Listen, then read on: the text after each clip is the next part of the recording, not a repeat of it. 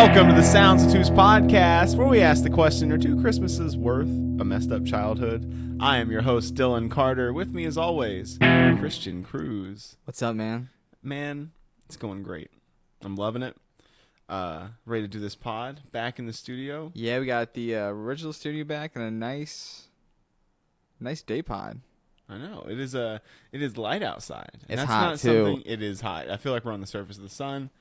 But that's okay. That's okay. This is like a timer. This is a call to like, hey, finish this pod before it gets too hot. Yeah, we usually come to you after trivia. We're doing it a little bit before trivia this time. So. Yeah, having a good time during the day, so we can have a better time this evening. That's right. That is the goal. I like the sound of that. So, what you been up to, man? Well, I don't know if anyone can imagine, but I was actually up in D.C. over the weekend. I was. Yep. Headed on up there. I went up there for Sakura Matsuri, which is a Japanese street festival. That was great. But when I first got there, I was like, I'm going to ride my bike down on the mall. Got a few hours to kill before I go to the festival. It's right off the mall. And I get down there, and I hear, like, marching bands. Like, not one, but, like, a lot. Several. Yeah, like marching band after marching band. And I'm like, man, that is a marching band. That's another marching band. That's a big-ass Peppa Pig balloon. Oh, it's a parade. Oh, full-on parade? Yeah, so it was Cherry Blossom Parade. It was the ending of the Cherry Blossom Festival, and it happens to coincide with the opening of Sakura Matsuri, and so that was cool. I asked a guy, when does the parade start? He's like, 20 minutes. I'm like, there's a taco truck right there. Got tacos, hitting the parade. It was just great. That was the start. And then I went to the festival, saw an amazing DJ. Please. Were all the parade floats like Peppa Pink, Everything Pig was pink? Everything was pretty pink. Pink? It was pretty pink. Cool. Everything. Okay. But yeah, just a quick rundown. I saw a really cool DJ. His name was Kohei Hattori. Japanese DJs, built different. So much energy. Loved just kind of dancing like an idiot with him. You can almost say like DDR energy. Yes, absolutely that kind of energy, actually. But I was also alone up in the city. I didn't have my trusty travel partner, Yeah, so that was be there that time. It was a little spooky. I also stayed in a hostel for the first time, so that was pretty cool. Yeah, how was that? So the hostel was actually great. The only downside was I am a loud breather, and I'm conscious of it. I sleep with a fan on, so I feel like I can breathe, and no one's hearing me. My girlfriend. No fan? No fan. And I was not a fan of not having a fan, so I felt like I couldn't breathe, and I was kind of stopped up from being in the pollen all day. But it was all right. Allergy pill, bro. Had some brewskis with some cool German guys. Shout out Alex and Marco. Just super cool. Loved it. They were older, but it's just like super nice guys. Offered me some beer. Got to talk about German politics, stuff like that. Loved it. And then had some Mexican food. It was a really good trip. Sounds like a fun time. It was. I did a sake tasting too. Got to sample like 5 really good sakes and some plum wine. And I don't know if anyone listening to the pod knows this, but I'm actually a huge fan of the plum wine. Anytime I eat Japanese food, I'm going to be drinking that plum wine. And I had like the best one I've ever had. Was it like 16%? I mean, yeah, it's pretty high. But I usually get a bottle of it whenever I go to the Japanese hibachi restaurants. So I loved that. I met some really cool girls, Liz and Alexis. A lot of Alex, because one of the other hostel mate, his other name, there was 2 Alexes, but Liz and Alexis, they were cool. Did some sake tastings with them. And then the only other thing that I really want to talk about in D.C. before I stop rambling about it is I had a humbling experience. Really? I did. I felt like I stopped being a tourist because I was in a hurry to catch a metro because I had to make my first ever metro connection. So I had to get off, run upstairs to another platform, and get on. And that was scary because I didn't... You went back to tourist mode in your head. And I won... Slight panic? But no, because I knew what I needed to do. But I knew that I had about a minute to do it. So I knew the timer was ticking. So as soon as I get off the... Like Jack Bauer. So I run down, and I'm going up the escalator, and there's someone standing on the freaking left. And I'm like, I've heard about this. I know how I'm supposed to handle this. So I put a hand on their shoulder, kind of give them a little gentle nudge, and I say, stand right, and then I continue on up. Stand, you just yelled at them, stand right? Yep. Then I go up, and I get on the platform, and I'm standing there.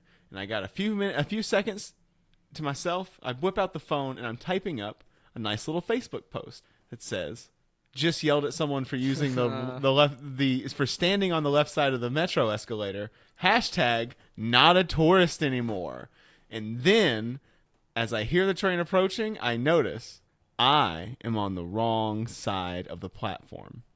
Ain't that funny? So I now get to book it with the train approaching, up the fucking escalator, over, and then I come to what I believe would be the down escalator to the other side of the track. No, it is an up escalator that I am facing, but the train is pulled up and the lights are blinking, and I have about 10 seconds to make this train. So I have to make it basically an announcement to the people, to a full escalator of people, and I'm just like, excuse me, everyone, and they're just like looking at me like, oh, I already hate this. And I was like, I'm gonna come down this escalator, and then me being a big fat guy, just running down an escalator and not getting very far very fast. It's going up the whole time. It was comical, but I made it. I made it, and I wanted to share that that's story. That's gotta be the worst, like, panic rush And ever. then I get back to the train. I sit down in the train, successful, but humbled, and I pull up my phone. Did you delete your post? No, but it's still sitting there mocking me. I would have took the universal slap and be like, I get it. I fucking get it. So I usually don't ever have much to report on, but I had a very fun weekend, even though I didn't get to share it with you, which was sad. But what did you do, Chris? What did I do? Not as much as you, clearly. But I did get a bunch of new Amazon stuff. It's a fun time when you just get a bunch of fucking packages. Oh yeah, You just know. raining packages. Got a new mic. I don't know if you can see that thing there. New mic stand. I haven't seen it yet, but I have heard about it. It's right here. Oh, look at that thing. Yeah, I got a gooseneck on top, boom on the bottom. We could just get rid of these mics here and just share that thing I mean, it's beautiful. if you really had to. Honestly. Got some other stuff. Continue to make some music. Might hear some more of that at some point down the line, potentially. But yeah, I also been playing some more music. Shout out C&J Farms. I heard you were up there, just rocking out. Oh yeah, it was great time. Lots of fun. Fantastic people there. Had a great vibe, great place. Great pizza. Gluten free too. Yeah. Probably the biggest news this week, though, in my personal life, off the pod, I finally beat Streets of Rage 4. Did you? Finally beat it. The final boss, man, level 12, kicking my ass. It gets to the point where you're fighting, so it's like two evil twins, right? Mm-hmm. Boy and girl, you fight the girl, you kick her ass down like the last little hit, and then she brings out her brother, and then they're back at full health. Oh, it sucks. What a crushing blow. Wait, and then you get them down to half health, and then the brother steps into a robot. And then it's like this robot just smashing down as you're fighting the sister. So it kept kicking my ass for like a week, just wearing me down. I'm trying all the different characters to make sure, like, do I suck this bad? It's like, there's no way. Oh, yeah. Finally, just you sleep on a couple days, time passes. You go out there with a mission. You're like, this is happening. This is going down. I'm beating this boss. That's great. I've cried myself to sleep because I've gotten so frustrated over not being able to beat a video game, and then woke up and the eyes open with determination, and you're like, I'm gonna go beat that right now. It was like that. And you can walk down. I would walk down the stairs, throw on the game, destroy the thing, and then go back to bed feeling successful. Like, this game made me throw my hands down and be like, it's bullshit. Just one of those. Mm-hmm. So to conquer that, It's just not meant to be beat. Yeah, so that was biggest news for me. Well, I mean, honestly, I'm very proud of you. I'm glad you got to have man. that. I'm glad you got to have that. I also tried, small note, Fruit Loops milk. They literally Yeah, they yeah. just make the milk now. Yeah, it's like Nestle Sensations milk, just like you buy at 7-Eleven. No shit. I think they have other flavors too. Disappointing though. Really? Hate to say, It probably tasted like milk that had been left with Fruit Loops. but no, not left. Because when you drink Fruit Loop milk, that's like you eat a whole bowl, maybe more. So you get that thick concentration. Mm-hmm. This is like they dumped it, stirred it around, got all the Fruit Loops wet, and then strained the milk. Oh, they didn't even let it steep. Mm-mm. No steeping? No steepage. And it's not as thick because you don't get the little broken up minerals and all that stuff in there. So, a little disappointing. Not disappointing though. I don't know if you tried this Reese's Big Cup with potato chips. What? Yeah. Really good. Where is this? Dude, I took a late I can't believe I didn't see that at the Japanese Street Festival. That seems like something that would be there. You think so? They had some weird stuff there. I'm surprised you didn't come back with anything. But yeah, Reese's Cups with chips. Give it a shot. That's really all that's been happening to me in my life this week. Nothing crazy, unfortunately. What about news? Anything newsworthy? I do have some news, actually. Do you? I think I might have a couple things we need to share with the Cool. guests. I do actually have a DC story in here later on. Do you? You might have seen some police. Possibly some... Seen some police. Yeah. I mean, I did see some police while I was in DC. Well, this first story is not about police. This first story, I feel like, is pretty big news if it means anything to you. Science confirms that your life does indeed flash before your eyes upon death. And you're thinking how they know that, right? Yeah. How would they possibly know that? How would they know that? Well, by great chance, this 87-year-old, he had a seizure. Who has seizures was having a brain scan, and he croaked. So they literally got to see the dying moments of the individual. Really? Mm-hmm. I mean, that is interesting, actually. Yep. So what happened was the alpha waves, the beta waves, the theta waves, all those band waves, they went down, but the gamma waves skyrocketed, went crazy. The gamma waves, what those do in your brain, they recall memories and stuff. So it's similar to when you're meditating or you're dreaming. Those same areas light up. One would be led to believe that, that common trope in poetry and art and movies. Maybe there's a reason it exists. Potentially. I think even Plato wrote about it. Republic? Yeah, the Republic. Thank you. Vanilla Sky, Tom Cruise. Mm-hmm. Another example. Armageddon, Bruce Willis. Hmm. Flashlight flashed before his eyes. Didn't want to miss a thing. Wasn't that the song? I don't know the song. Armageddon, Aerosmith. Aerosmith was That's there. what I'm thinking was. Yeah. Shout out Bruce Willis, by the way. Finally retiring Is he really? from acting. Yeah, he has He's done enough. Dementia, something like that. Oh, does he really? Something like that. Really? In layman's terms, it's more specific. Yeah, but that's awful. yeah, that's why he was doing all those potentially why he was doing all those straight to DVD, Netflix or Redbox type movies. Just get that Skrilla, stack up. I mean, you got to get that Skrilla. Got to. God bless him though. Speaking What on a career. that, can we just give come on, can we pour one out for our man? Yeah, we should crack one open, honestly. We're gonna do that, but I mean, if you don't know, sit down because I got sad news, folks. Gilbert Gottfried left us. He's gone to the nether realm. I take some solace. I know he's doing the aristocrats joke up in heaven, and I just enjoy seeing, just imagining the look on St. Peter and everyone's face. I think they'd all be sticks in the mud about it, but he'd be having a good time. So I enjoyed that. Oh, they'd all love it. He actually played a role in my my understanding of 9/11. I don't know if he had the same role for you. Probably not. He was more I'm a red parrot who knows a genie in a carpet. So during the roast of Hugh Hefner, he opens with, "I'm sorry, I'm a little late. My flight got delayed. We had to make a stop at the Twin Towers." And the crowd starts booing him and saying, "Too soon." Funny guy. And so he says, "Oh, I'm sorry, did I offend you?" And then he starts performing the aristocrats joke. And he does it better than anyone, as you probably know. It's just a beautiful moment. And after that, nobody was fucking worried about it. So I think Gilbert Gottfried saved us from not being able to laugh after 9/11 single-handedly. So shout out to Gilbert Gottfried. Yeah, he made a joke I think it was the day after that one of those Japanese tsunamis. Did he really? Yeah. See, that's just ballsy. People were saying too soon. He lost his job at Aflac. They replaced him. Oh, is that what that was over? Yep. Yeah, he made a Japan tsunami joke. I don't even remember the joke offhand, unfortunately. But yeah, it's when is too soon, So I think it's all relative. It is. It's hard to say. Another news story got for you. Kind of state specific, but I think you'll appreciate it, Dylan. New Virginia license plates. What do they look like? One of them is representing the Richmond Planet newspaper. Are you familiar? No. In 1882, there's 13 enslaved men. They made this newspaper to report things like lynchings and injustices against the black community. So this one has the Richmond Planet, the words "dream for purpose," and then the flexing bicep. And then the other one has the flexing bicep front and center. Does not say "dream for purpose." Looks like it has a wastebasket. The other one says U.S. Navy with the emblem behind it. And the thing about the Navy one, the funds go to help the Navy Marine Corps Relief Society here in Virginia. That's quite nice. Something nice you can support while you get your license plate. Yep, so that's pretty nice. So anyone in Virginia, get your license plate. Check them out. Certainly, you got 3 really cool options right there just to choose from. Yeah, nice and stylish. I like them. You love to see it. So have you heard this? There's a new Coca-Cola. What is it now? It's called Pixel Coke. Just stop. Just stop. I'm hurt. I've been told that it bites. I'm sorry. Bites like it sucks or BYT. Come on. Come on. I hate you.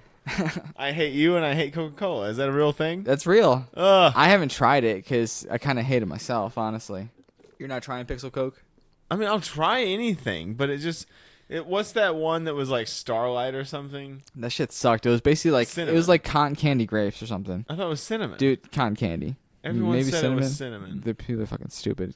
Dude, take it from someone who knows cotton candy grapes, who works in produce, who works with cotton candy grapes very closely. Expert over here. That shit was cotton candy grape flavored fucking flat ass Coca-Cola. They fucked up on a batch. Said, how can we fix this? They added copious amounts of flavoring. What flavoring? The strongest one you got, cotton candy. Cracking the code right over here. Sounds Obtuse Podcast, Christian Cruz. Yep. So this is what I was talking about back in D.C. Apparently, 2 men were arrested by the FBI because they were impersonating federal officers. This was like last week, so like potentially while you were there. Were they giving away hats? That's dog. That's the first fucking thing I thought of. I swear to God. Ah, man. I swear to No God. way those guys were cops. No way, but I don't think that's them. They're not in the story because I had to dig deeper. Okay. I confirmed. You confirmed. But I think this is gonna open the floodgates into researching, and I think those guys will get caught because they were definitely not cops. No cop is pushing caps outside the fucking where we at the Natural History Museum. We had just come out of the Natural History Museum. That sounds right. I really think so.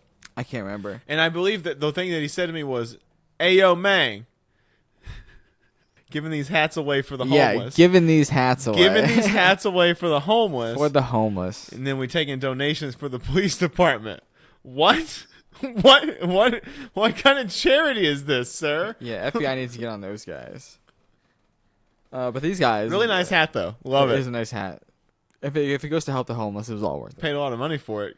Free hat, but so this is why I say it wasn't these guys. Okay, tell me why. The actual people that got arrested were impersonating Homeland Security officers, and they've been doing it since February 2020. Oh my God! Yeah, over 2 years. They just chilled out for 2 years. They convinced government officials that their fake employment was legitimate. That's pretty cool. Yeah. Someone needs to make a movie about them. I'm sure they're already working on it. I'm positive it's already happening. Bruce Willis is gonna be in it. He might just be. It's gonna be straight to Netflix. Look forward to it. Final story. I don't know if you're a fan of Sonic the Hedgehog. Not really. Have you seen the first movie? No. We should definitely see it because the second movie, #1 in the box office. Hit me with it. This week, made like 83 million, something like that. Did it really? Something like that. What? Yeah. Okay. Maybe People love it. Maybe I'm wrong. Idris Elba as Knuckles. Come on.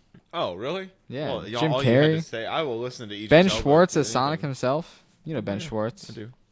Okay. Possibly. Well, I have some news over here. It was competing with Morbius, which I hear also sucks, Oh, okay. and not just in a vampire way, but because it stars Jared Leto. Got you. Yeah. Which he says theaters wouldn't exist without film. I think it's probably true. All right. What you got? So Sweden and Finland quite possibly joining NATO? Quite possibly or definitely? No. I mean, we can't say definitely. What's the hot gas? So both of the prime ministers, also both female, #Scandinavia progressive. They got together, had a summit where they took questions, talked about general security options for their countries, and basically said that they're going to look into it. Probably during June or before June, we'll have an answer. And that's crazy because there would be NATO on Russia's doorstep. So they got like a month or so, month and some change to really figure that whole mess out. Yeah. Huh? And Russia says they're going to have to nuclearize the Baltic if that happens. So we got to... Dad might be wanting to get some more flags. Yeah. The Baltic flag? Possibly. Get the Lithuanian or Latvian or Estonian flag. Estonia flag is my #1 favorite flag, but go ahead and do that. But yeah, so if they join, NATO would become a lot more powerful, have a lot more money. Specifically, I mean, they have decent militaries, but the money that they would provide to who's the NATO, big five in NATO? America, France, Britain, Germany, and what would the fifth one be? Italy. They're not that big. Well, I don't know what the fifth one would be. Maybe Poland. I feel like there's got to be one. Oh, probably like man, I don't even know. Netherlands, Belgium. What? All right. So if these guys joined, what would the top 5 look like?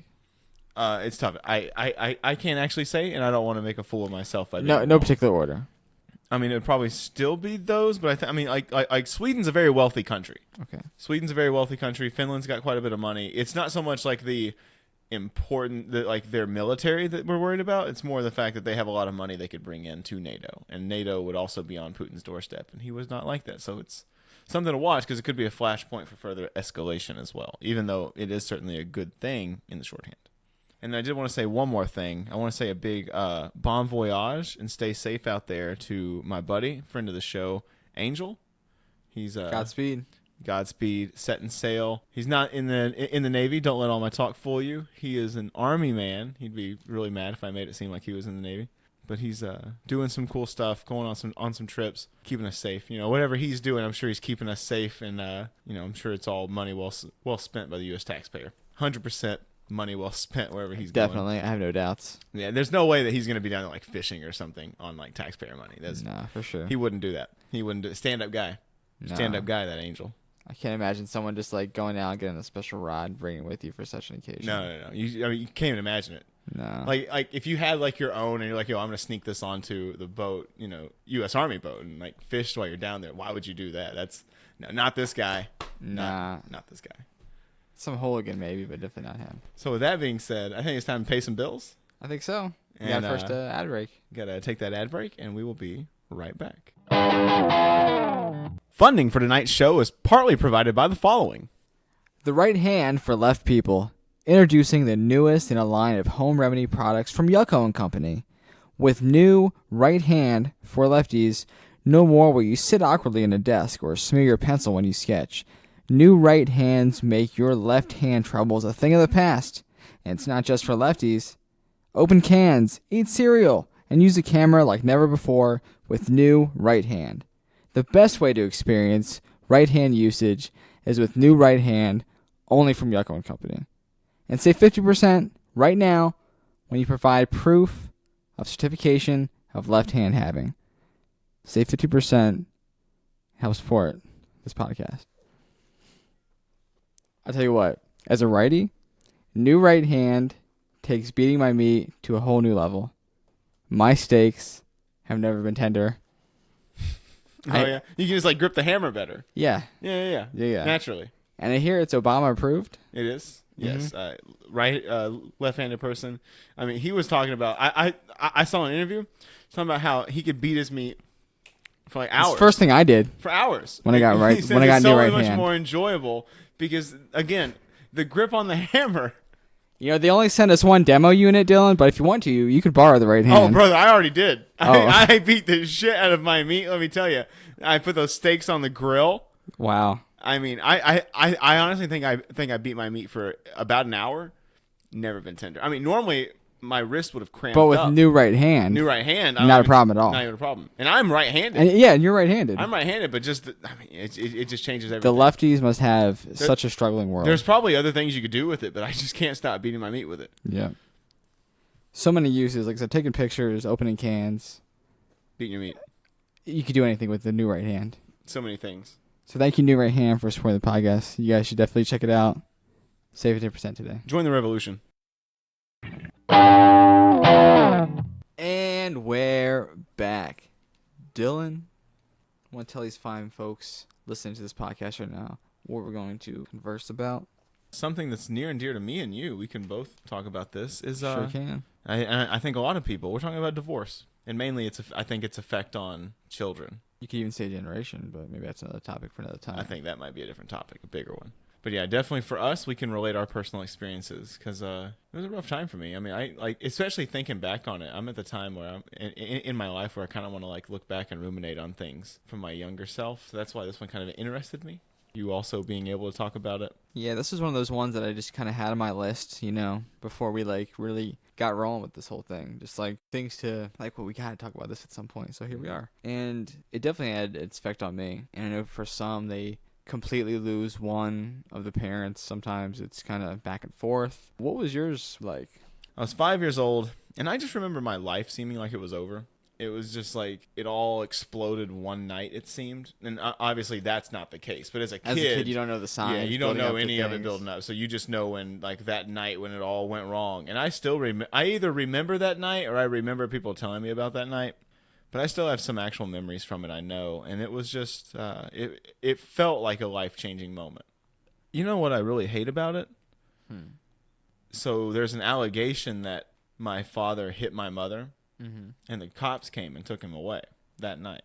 And he didn't spend long in jail or anything. But the fact that he swears he didn't hit her, my mom swears he did. And that's such a terrible thing for a 5-year-old kid to suddenly have to deal with all of that and put those things together and be like, well, who do I believe? Someone's lying to me. And it's a pretty big move. I don't know. That's tough. It is tough. That is tough. I don't like that. It also was made more cloudy. Well, we'll get more into it. But so that's sort of the synopsis of mine. What about you? What was it like for you?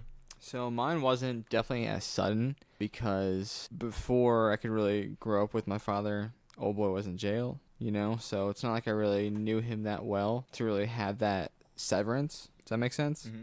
So... How old were you? Well, I never really lived with him. My actual father. You know what I mean? Really? Yeah, so for me, it was separation out of necessity, and then the divorce just kind of came later when we realized, like, hey, this ain't gonna actually happen. So for me, like I said, it was never that, like, hard severance of, like, you're enjoying, you know, traditional, here's the mom, here's the dad, here's the kids all in one happy space, and then bam, one day, shit's different. Never like that for me. So while, like, my actual age may have been, like, 9 when it was happening, getting to know my father in limited spouts throughout the year, because the whole different states away kind of thing. So you have, you know, summer vacations, spring breaks, maybe a holiday here or there. But it does have an effect on you as far as, like, father figure goes. Oh, yeah. You know what I mean? Fortunately, I've only had one stepfather. And for all intents and purposes, he's my dad. Yeah. And I love him. I wouldn't have it Tony's a great dude. Any other way. Tony's a great dude. But I know some people who've had multiple stepfathers or multiple stepmothers. And then that's not just on one side, that's on both sides, you know? Mm-hmm. How many step-parents did you have to deal with? So I only ever had to deal with one stepmom, and I never really, well, I guess I had to deal with one stepdad. My mom married a cowboy after that, but it was much further down the road. Uh-huh. So I had to deal with all that. My dad, he married my stepmom, and that's a whole nother topic. That's a whole nother pod. Ooh, is it? Yeah. Okay. Yeah. We could talk a lot about stepmoms and certain other things, but I won't get into it here. Yeah, step-parents, I'm down for that. Yeah, we could definitely do one there. You had mentioned something, and what I wanted to kind of know was, talking about step people, like, something that's sort of interesting for me was sort of the people that you come to befriend, because you feel a disconnect from your family. Because, like, whether it's your dad, who you don't really spend time with anymore. For me, I first lived with my mom, so I wasn't around my dad. And then I didn't like that because my siblings we didn't really get along then. We're good now, but we didn't get along then because we were, especially with multiple siblings, man. And all of our lives were changing, and they're from a different family, so they're from a different father. But what's really interesting is through the years, one of the people that became closest to me is their father, and their father, who was like, you know, he was always around because he wanted to see the kids and stuff, and him and my mom, I guess, resolved some of their differences, even though they still can't stand each other. They did resolve some of their differences. And so he has always been also a father figure to me. You know, I kind of have two, because my dad was certainly a father figure to me, but my sibling's father was as well. He's also taught me a lot, and I mean, it's sad to say, but I do talk to him a lot more than I do my real dad. Yeah, you can kind of, like, especially at your age now, I'm not sure how old, you know, that your step or their father was at the time. But, like, you can at least appreciate, like, you can almost say the cordialness of the whole situation at hand, and including you in those things. Yeah, we always called him Big Dan because my brother's name's Dan. So we had Little Dan and Big Dan. And he never once made me feel like an outsider. And he never made me feel like, well, you're not my kid. It was, well, I'm taking the siblings, so bring Dylan. Cool. And yeah, so that had a defining role. So that is actually a positive. If I could think of any for a divorce, that was one of the positives. But as far as the stepmoms and stuff, and stepdads, it was hit or miss. A lot more miss. A lot more missed. Yeah, I remember the Halloween costume, right? The Halloween costume when you're a ghost. Oh my God! And because I remember That's right, the quote is in my head. You were like, "What the fuck is this?" I think you said like this boo bullshit. That's. And like, I was supposed to be with my mom, you know, and she always did awesome costumes, and I didn't get that. Thank you for bringing that up. That's a really good tidbit that I would not have thought. So, about, have you had any other holidays like that? I've had Christmas with my father, and you know, we have a bigger Puerto Rican family where he's at, and you know, you go to like 9 different aunts and uncles, and you get like something here, something there, you know, like a shitty pinball machine from the Dollar General, whatever. I would say this: my Christmases at my dad's were always kind of awkward because I never felt the connection. I guess was kind of like it. The connection was always kind of difficult partly because of the divorce in general and that being tough, but also because of the stepmom situation. Okay. So I always kind of felt like an outsider sometimes, especially once I moved out. Like, it was really weird when I finally moved out of my dad's in my sophomore year, I think. I moved out of my dad's back to my mom's. When I went back to my dad's for like the 2-3 Christmases before I came to Virginia, it was like, just, I don't know. I felt, what am I doing here? Yeah. And then even like his side of the family, like we'd go to like my aunt's, and I just felt like just awkward. I don't know. That's just how I felt. But, Like, you know, you're that like doesn't necessarily there. translate to everybody, but that was how I felt. I get that to an extent. I really do. I think I can give a great example, but it's not reflective of all of it. I was hanging out, I think it was like a summertime, and you'll like this actually. So, you know, again, my Puerto Rican family, right? They listen to like Puerto Rican rap and stuff like that. I don't always get it, but I know it's got those air horns in it. They love that shit. Those fucking sirens. Mm-hmm. Love it. Open up a hydrant, and then people playing some dominoes. Like, you're only gonna get that in certain parts of like the cities and the countries and stuff. So I loved getting to be a part of that. It's fun. I loved all my cousins. We played basketball. We all like the same stuff. Pokemon, Dragon Ball Z. It's a great time, you know. Sports, you gotta go see all the sports and whatnot. But there's a time where we're in the car with my cousins, and our aunt, their mother or father, I think it was their mother, parents go out the car for a second to like grab gas or whatever. And then they turn to us and like, you know, they're only playing this rock music because they think you're white boys. And I was like, where? Like, you can fucking put on the rap music. Like, we like that too. And like, I personally thought it was weird. That was like, oh, this isn't really my kind of style, you know, at that time anyway.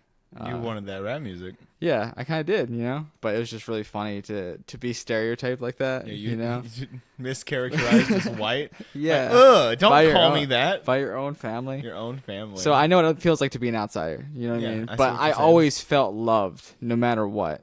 Whenever I was there, like, I know they meant well, and they loved the hell out of me.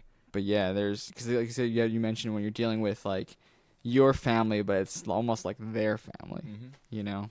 You might have something to know about this. Did you ever feel like you had to act in a bipolar way? And I'm putting the air quotes around bipolar because not like I'm not gonna say that, because not like the mental problem of bipolarism. I'm talking about feeling like you have to act in two different ways around two different sets of parent? people. Yeah. Well, I always try to be myself, but like... Yeah, you might not have the same problems I did, whereas I'm more of a social chameleon. I do have to behave. I understand that. Like, I'm not going to go wilding out in front of people I haven't met, especially, you know, family members. Try to make a good first impression. So I never particularly acted out. You kind of tone down yourself a little bit, but I think you can say that about anywhere. So me, not so much. But you're definitely like more, you know, accommodating when you're in someone else's house. Like I said, whether it be a cousin or an aunt or whatever. For me, it was very much my mom was the one who was like, do whatever you want. Mm-hmm. She wasn't totally that way, but she's a lot more lackadaisical with the guiding. And then whereas my dad's very kind of stand up straight, all that kind of thing. So it was very bipolar for me. It was like, I've definitely got to be rigid and straight up over here, but I can cut loose and be crazy with my mom, who's basically a hippie, and my dad, who's like, you know, kind of stand up conservative guy. Now, I will say I would try to like... Why didn't that work, you wonder? Yeah. I would like try to like wild out a little more than, you know, I probably could at home just to do it, you know what I mean? Mm-hmm. See what I can get away with kind of thing, but that was usually me. Okay. As best I could be. But again, you do feel like a guest when they have to like roll out an extra bed or something like that, or find space for you, you know. Mm-hmm. Again, all love though. Let me set up the couch for you, bub. Yeah, that sort of thing. I have a question here kind of on what you were touching on though. Uh-huh. Is divorce better than the alternative? What is the alternative? Staying together. In a hated, potentially begrudging, detestable, loveless marriage? Yeah. I think so. Is it really? For the individuals themselves, I don't think it has to be, but maybe not so much for like the whole family unit. mm-hmm. But with that said, I mean, better for the kid. That's who I'm referring to. Okay, Better for the to kid? us. Better to us. well, so it's almost like you kind of say like, well, it still starts at the top. So if the parents are doing it better, then the kid's gonna be doing better. You would think, right? Yeah. So I'd like to say yes, because the more happiness there's in the world, ideally that trickles down in some way, shape, or form. Again, I know I'm thinking more grand scheme of things, but like I said, I never really had, aside from being, having like two separate quote unquote dads, if you will, there wasn't much turbulence as far as that goes on my end. I think I turned out fine. I've just always wondered if it is better. Like if you have parents who hate each other and don't want to be together, and people are like, well, we're staying together for the kids. Are you really, or are you just lazy and don't want to do it? I think that has a lot to do with it, honestly. I think so. I'm glad you said that. Because I definitely think so. Like it's so hard to say what's better. It's not just who gets the kids, who gets the fucking cat. Yeah, and I hate the tug of war that exists whenever a divorce happens. The kid turns into the rope, and the parents and the parents' family just turn on each other so hard. Yep. And then there's just so much nuance in that as well when you get into like interpersonal relationships with friends and groups and I had a weird thing happen. if you where work together, forget about it. I became very close with my grandparents on my dad's side. I was always really close to them, but after the divorce, I was very close to them. Like that's where I kind of took solace when I was at my dad's, and when I was at my mom's, I kind of took solace in my sibling's father and stuff like that. But my grandma always said, "I know this is very confusing, and that's why I'm keeping a book for you, and I'm writing down all the things that have happened since the divorce, so that you can understand it one day. And when you're 18, I'm going to make sure that you get it." So then you can read it and you can understand what happened. And I always looked forward to that because I hated the confusion. I hated the not knowing. I hated none of it. Or all of it. I hated every bit of it. Not knowing who you can trust. If you can trust any of them. If either parent's telling you the whole truth. It's like trying to decipher 9/11 while the rubble is still crumbling. Mm-hmm. So my grandma passes when I'm in 8th grade. Not 18, so I don't have the book yet. So we were over there doing the really sad thing of clearing out, her stuff and things like that and downsizing. And I had the notion of being like, hey, Dad, where's that book that Mimi left for me? And he burned it. And that one fucked me up. Because it was like, one, how fucking dare you make that decision for me? And he said, well, Mimi was always talking bad about your mom, so why would you want to read that? It was just a bunch of that. That was his mother's book. Yeah. But why would you make that decision for me? That's not your decision to make. That was Mimi's decision to leave to me. You don't get to make that decision for me. And so that was part of it. But then it was also the side of, why did you burn it? Are you hiding something? Were you honestly thinking of me? Yeah, So, and even if there was nothing to hide, then that just raises some flags. And on a serious level, I can point to that moment being one where me and my dad's relationship was probably ever changed. I think I could see that. I felt so wronged. Betrayed. Oh yeah. That's the worst thing you could 100% possibly betrayed. ever feel, especially from a parent. Mm-hmm. And we were never. Me and my dad have always had sort of a distant closeness. I do love my dad. Okay, of course, that goes without saying. But it's always been distant. Like I can kind of point back to it and say that moment was when it really opened up a gap, and I just never felt like I could really trust him again. It's not like I actually think that he's hiding something. That really had so little to do with it, but it was far much more. The principle. Yeah, that was for me to be able to understand, and now I never get to. Yeah, it's pretty rough. I can imagine something like that happened to me. Yeah, so I wanted to bring that up because so that's like 8 years after the divorce. So the whole divorce thing was sort of brought back onto me in that period. And my behavior in school and stuff really took a downturn after my grandma died. That's when you became emo. And it was. And a lot of it had to do with my grandma dying herself, but also because of that moment. And I can kind of point to it and say that was a crushing moment for me. I really was looking forward to the closure it would provide to just see, even though I knew it'd be her perspective, You know, it's not like the fucking word of God or anything. It's her That's the perspective. thing. But It goes into like deeper discussion of you're born into this world with people like 2 generations behind you, and you have to learn to know them. Mhm. It's just random chance. You just put with some people, and then they decide they don't like each other anymore, and it's just like, well, shit. I'm just kind of in this shuffle. Do you think you have any lasting effects from your divorce? Or I'm sorry, not from your divorce, from your parents' divorce. Well, you don't have that closeness, at least I don't, with my biological father. So I guess maybe in essence, I could say I don't know what that true father-son relationship is or could be. But with that said, I think the person that I do refer to as my dad, I have that as best as we can, while still not. I feel probably closer to him than anybody who isn't my actual blood. You know what I mean? Well said. So I feel like and sometimes even more so than some of my actual blood. So I think that goes even beyond that. What I feel that about way about you as well. What about Consider you mentally? family? What about mentally? Mentally, so it's interesting, like, cause like my 2 dads, if you will, different cultures. So you just would have grown up having different mindsets. Yeah. In general, from being in the North and speaking Spanish, playing baseball probably, to being in the South and where I am now. Yeah. You know, we wouldn't have this podcast. Like I said, I think about this all the time, and I'm thinking like, man, like I wouldn't change it, because the people I've met would not have been possible if I've not come down here. And That's a very positive way of looking at it. I think you have to. Yeah, that's probably true.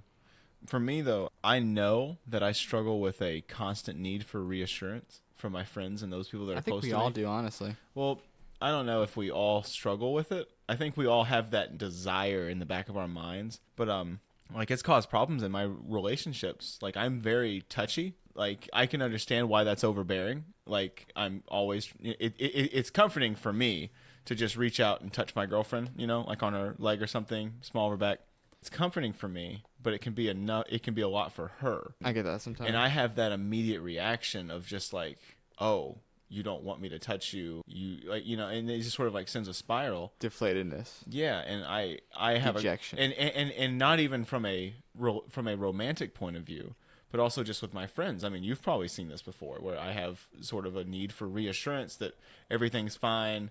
Like if I don't hear from you in like a weird way, I might think something's wrong for no reason. Yeah, I've gotten that a couple times. Yeah, and I believe a serious portion of that comes from the fact that there was a divorce in an early age in a foundational period of my life. Yeah, you got to kind of live life without that kind of separation, whereas I like didn't quite. Yeah, it was like my family, and like I just saw how 2 people that I assumed would never not love each other, never not be close to each other, could just suddenly hate each other. And I saw, and apparently to me, it happened overnight. You know, it was one night, and then boom, this is what happens. For me, I think that jarred me as a kid, and I think that was a paradigm shift in my thinking, and I think I've struggled with it ever since. And I mean, I'm no shrink. Maybe I'm making it all up, but that's how I rationalize it. That's how I see it. Yeah, that's a good way of thinking about it, I think. And so that's why I wanted to ask if you had any lasting effects, because I can definitely point to that. That is one that as soon as you said divorce, it was one of the first things I wrote down. Because, yeah, I don't think I do. Because I just recognize it so much. Like you were kind of like losing your dad at 5. I remember being 4 years old and celebrating with the person I consider my dad, so almost about the same age, where like I actually got that and did all the things I expected a father would do. Play baseball, whatnot, have fun. So I feel like considering potentially raised better than I might have been. You see it as a good takeaway. Oh, I mean, I wouldn't change where I'm at, but I do wonder, would I have been better off with a more stable household? I think Possibly. I mean, would I have done better in school? Probably. I can say that. I think messed up people are more interesting. Well, they probably don't start podcasts. I mean, like people that aren't messed up probably don't start podcasts. You're right. You're probably right. That's what we're here for, though. That's what we're here for. That's what we're here for. Figuring it out. Welcome to podcast therapy. Yeah. Dylan and Chris. Any other final remarks about divorce? I think I got everything I wanted to get out of the way. Most of the cool stuff, you know, there's always the stuff that as soon as we end the pod, I'm gonna think about, but I think we're good. Well, there's what addendums and yeah, there's always addendums. There's always addendums. We'll come back, and I think we will come back. Like you say, it's step parents as well. Yeah, for sure. Step parents would be that. That'll be an emotional episode for me though. I think with all that out the way, time to pay them bills. Get that Skrilla. One last ad break. Funding for this portion of Sounds Obtuse Podcast is brought to you by Girls with cat ears. Need a sure sign you're in for a good time? Look no further than Girls with Cat Ears. Whatever situation or event you find yourself in, you can rest assured that Girls with Cat Ears will make your night perfect. Where else can you find effervescent energy, wit, whimsy, and awkward casual flirting in the same person? Why? Only with Girls with Cat Ears. They come in all shapes, sizes, colors, and creeds for whatever vibe you're feline. For so long you had to venture into an anime convention or to the back of an FYE to find them, but now they can be found anywhere you'd find anyone else, right out in public. So put away your judgmental stares and menacing glares, Karen, and don't be salty just because you're not as cool or cute as them. And if you're ready to get this party started, use code MEWOW for a free set of cat ears to gift to that special cool cat or kitten in your life. Because life is just more interesting when you spend it with a girl with cat ears. And we're back. Thank you, Girls with Cat Ears, for supporting the pod. You love to see it. One of my favorite accessories on any lady, cat or human. I was at the festival talked about up in DC, and I walked through the gate, and I just saw like an ocean of girls with cat ears, and I thought to myself, you know what? This is home. This is about to be a really good time. And it absolutely was. Absolutely was. Yeah, remember that cat ear girl we saw at the was it the Smithsonian? Yeah, the Smithsonian Natural History Museum. She was killing it. Just cat eared up, got like the high Loved stockings, furry feet. I loved it. It was Loved great. it. I don't think she had elf ears, but she may as well have. She didn't have elf ears because that'd be weird to have two sets of ears. She was obviously just going full cat. I kind of like both of those though. I like both of them, but I don't want them together. I feel like that's too much. But I go to the. Is there ever too much? Yes, because I go to the Renaissance Fair, and that's where I want to see elf ears. I like in Soul Calibur 7, create a character, and you just have like the bunny ears, the elf ears, the things floating around your head, piercings, all sorts of stuff. Yeah. But speaking of things that go on your head, we like to pull things from hats on this show. We have our rant sombrero, but there's many other kinds of hats, you know. A lot of them. So you figured, well, you'd pull different things from different hats, you know. So we thought a neckbeard like Chris. Hey man, I'm clean shaven right now. That's fair. We thought, hey, let's pull something else from a different hat, and we have the rant sombrero. So what are we gonna call this? We're gonna call it the Rate Fedora. The Rate Fedora. Yeah, that's the Rate Fedora. So that would imply that we're going to pull things from this fedora. And then rate it. Rate them on a, what do you call this? A tier list. Yeah, it's a tier list. Your typical S, A, B, C, D, E, F. Yep. S being the best, F being the worst. Yeah. So this is a tier list of things, topics of all sorts. But we thought we'd introduce this most basically. We're going to rate some individuals, some people, some human beings, right? You're going to put them in their place. Yeah, I think so. Do you want to roll dice to go first? How do you want to do this? You know what? You go first. Me? Obviously, I always offer the guest to go first. All right. Well, I guess that's it. There it is. We got a jumper. It went flying out. We got a live one here. So it is Destiny. This is the first one. We got some names in here. Hopefully some great individuals. Maybe some heinous individuals. Maybe. Let's find out. Our first pick in the 2022 draft is our buddy Roach. Our pal Roach. We might be a little biased here. It might be a little bit biased. But, you know, to be at the right place at the right time, in the moment. When you need him, guess what? If you ever need him and you find him, he's an S tier in your heart. The rest of your life. I didn't want to say that because this is literally the first pick of the hat. Number one, we're going to come with the S tier. In the moment, I'm thinking, like, I want to say S tier. However, I've seen better prices for water in DC. That's true. I've seen better prices, so that knocks him down a peg. It's like, do we really want to start with an A? It's like, I'm comfortable starting with an A if you are. The limited interaction I have with Roach. I think I start with an A. I think that's a good way pick. he handled that crazy Christian I think girl, so too. I think we could solid A. He ducked the police at least once, probably multiple times a day. Solid Definitely A. multiple times a week. Solid A. Oh yeah. I like that. 100%. I like that as well. Glad we can agree. Nice. Solid A. Roach, getting on the board first. Yeah, I will scoop one here. What do we have? Let's find out. We have David Carradine. David Carradine. Yeah. That was the guy that hung himself? Something like that. So he autoerotically asphyxiated himself. Okay. Great kung fu guy. Apparently he's... well, one would think that he'd be better at things like that, but... Yeah, meditation, there's breathing, gotta be whatnot. there's gotta be like a stance to get you out of those hard times, but You would imagine there's got to be sadly some not. sort of like evasive maneuver. But you did see him in Kill Bill, correct? Fantastic. I mean, yes, right? Like, I mean, he's just fantastic. Yeah, he did some great flicks. I think we gotta. He did die in a really odd way, though. He went out like a G, if I had to be honest. I mean, you're not wrong. Like, if you're gonna die, but everyone says don't do it at home, and he Man, did. if I want to die, I'll die with my dick out. Huh? You know? Belt around your neck, all that. I didn't say that. Okay, I feel like you. I'm trying to meet him halfway. Okay, I think I'm prepared to say David Carradine. C. I was gonna say solid C myself. Woo! We're We're on on it fire. today. I love it. We are in sync. I love it. All right, so pulling from the hat. Let's pick number 3.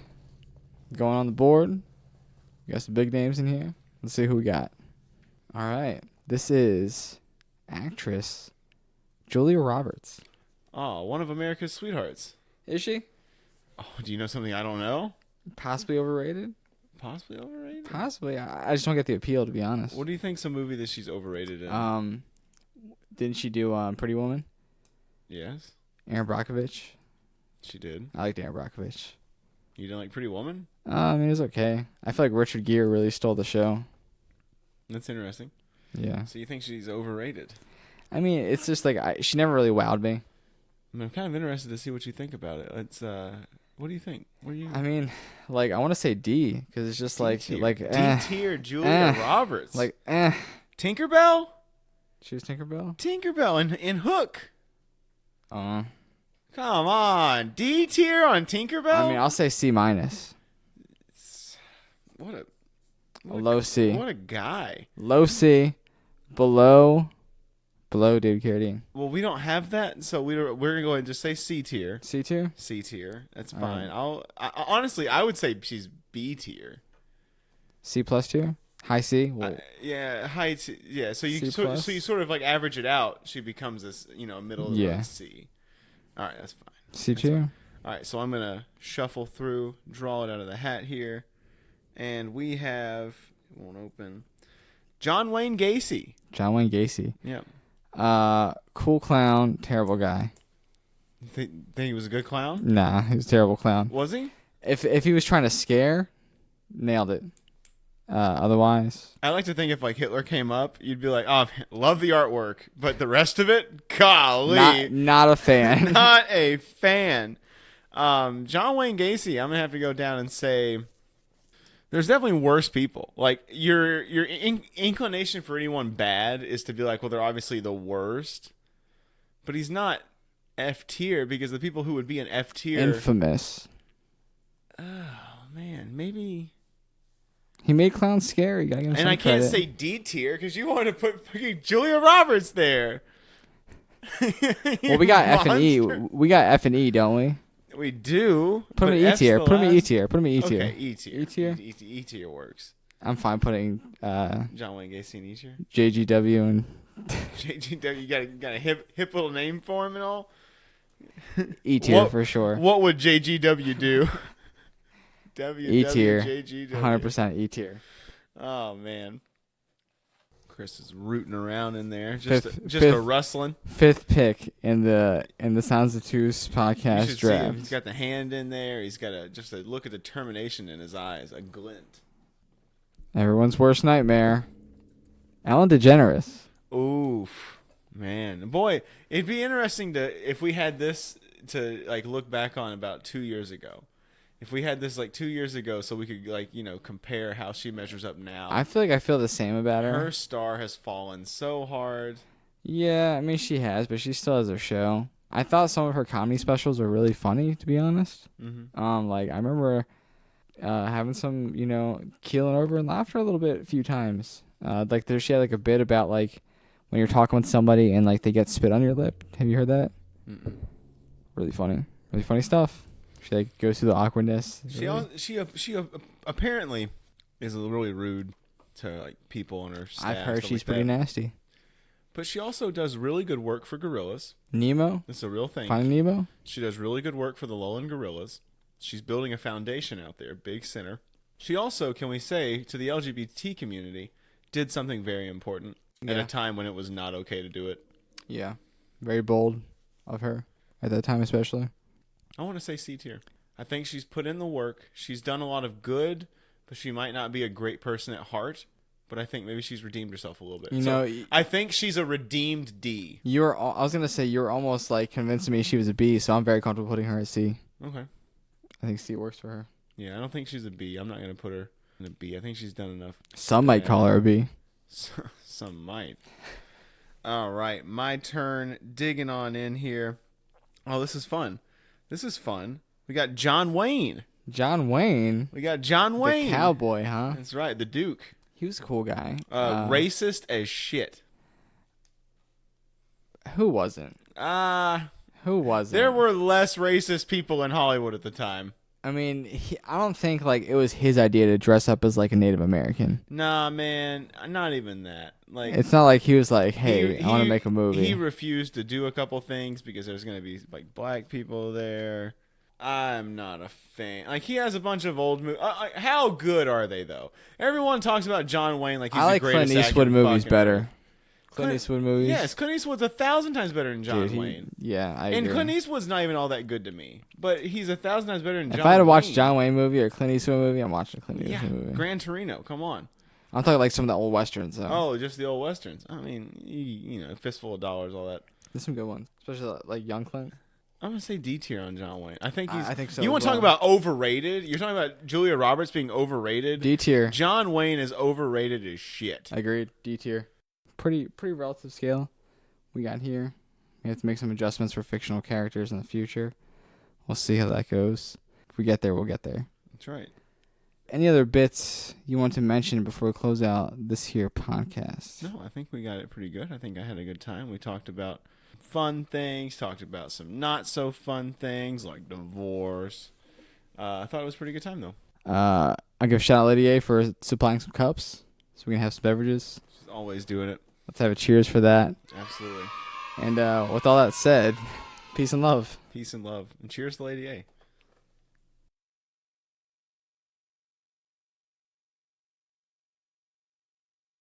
La la la. All right, nailed it. Ooh. Yeah. Nailed it. Nailed it. All right.